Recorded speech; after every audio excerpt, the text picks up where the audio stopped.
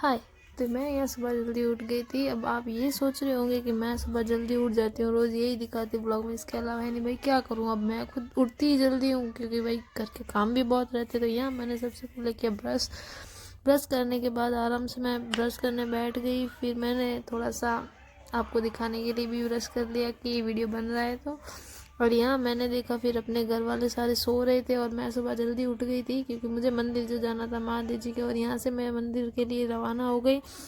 और मैं इसलिए इस वीडियो में क्लिप में आपको यूँ बोलते हुए दिख रही हूँ क्योंकि मैं ट्राई कर रही थी कि जो मेरी जो रियल वॉइस है, मीन्स जो एक ब्लॉग में वो करते हैं ना कंटिन्यू चालू, वैसे वो मैं बोल के मैंने सोचा वो वैसे वाली आवाज़ मेरी ज़्यादा अच्छी क्लीन आ रही है या ये मैं जो ऊपर वॉइस ओवर कर रही हूँ ये इससे। और यहाँ रस्ते में कोई नहीं था क्योंकि सुबह जल्दी उठ गई थी मैं 5 बजे। फिर 5 बजे मैं चली गई थी मंदिर महादेव जी के मंडे को। और यहाँ फिर मैंने सबसे पहले महादेव जी के मंदिर आई और मंदिर आने के बाद मैंने उनको दोग दी कि महादेव जी अब जो है वो सब आप देखो। क्योंकि आजकल बहुत माइंड थोड़ा सा यूँ चल रहा है कि पता नहीं क्या होगा, कैसे होगा, क्या होगा, कुछ पता नहीं। और फिर यहाँ मैं साफ़ सफाई करने लगी क्योंकि बहुत ज़्यादा धूल मिट्टी थी मंदिर में। वो रात को खुला रहता है मंदिर तो आ जाती है डस्ट वगैरह। और फिर मैंने यहाँ फटाफट से साफ़ सफाई कर दी। और साफ़ सफाई के टाइम मतलब वो एक फ़ील हो रहा था कि पता नहीं मैं क्या कर रही हूँ, सही है गलत है। मन में कुछ बहुत सारे ऐसे सवाल थे उनके लिए। तो महादेव जी से यही प्रार्थना है कि अब जो हो बस अच्छा हो और कुछ भी नहीं चाहती मैं। और फिर मैं हाथ धो के वापस आई और यहाँ भी थोड़ा सा साफ़ सफाई कर दी। फिर मैंने यहाँ से निकाल दिया अपने सामान सारे महादेव जी को जो मैं घर से लेके आई थी जल वगैरह चढ़ाने के लिए। और महादेव जी को जल वगैरह चढ़ा सबसे पहले मैंने यहाँ अगरबत्ती की। अगरबत्ती करने के बाद फिर महादेव जी से जो दुआ की कि महादेव भगवान जी जो भी प्रॉब्लम है बस सॉल्व हो जाए और जल्दी से, और बस और कुछ नहीं चाहिए। और फिर मैंने यहाँ घर से लक्ष्मी जी लेके आई थी और लक्ष्मी जी और गणेश जी जो चांदी के रहते हैं ना अपन, वो वाले लेके आई थी। फिर साथ में उनकी भी मैंने पूजा की और नंदी महाराज जी को भी जल चढ़ाया।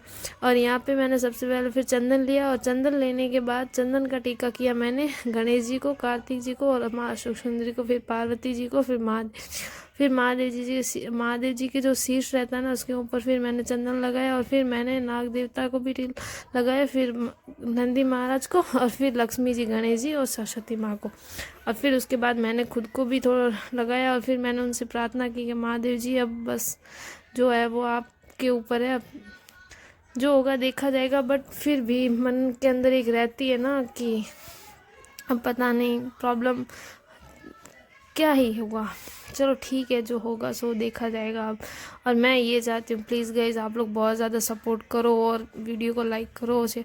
और ये मैं फिर शाम को मम्मी को लेके चली गई थी हॉस्पिटल क्योंकि मम्मी के आंखों को ऑपरेशन करवाए हुए 10 दिन हो गए हैं और 10 दिन बाद हमें वापस चेक करवाना था। तो फिर मैं चली गई मम्मी को लेके हॉस्पिटल और हॉस्पिटल में भी बहुत ज़्यादा भीड़ थी।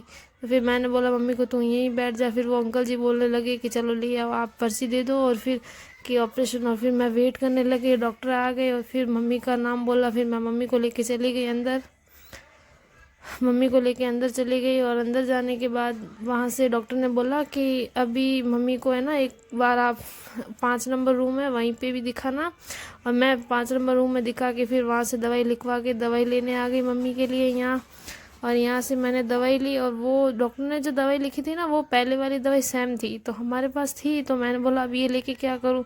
फिर हम निकल गए बाहर यहाँ से हॉस्पिटल से ना। ये मेरे भांजा भी साथ चला था, आरू छोटा वाला, इसने बोला मैं भी चलो, और ये यहाँ नहीं चल रहा था तो फिर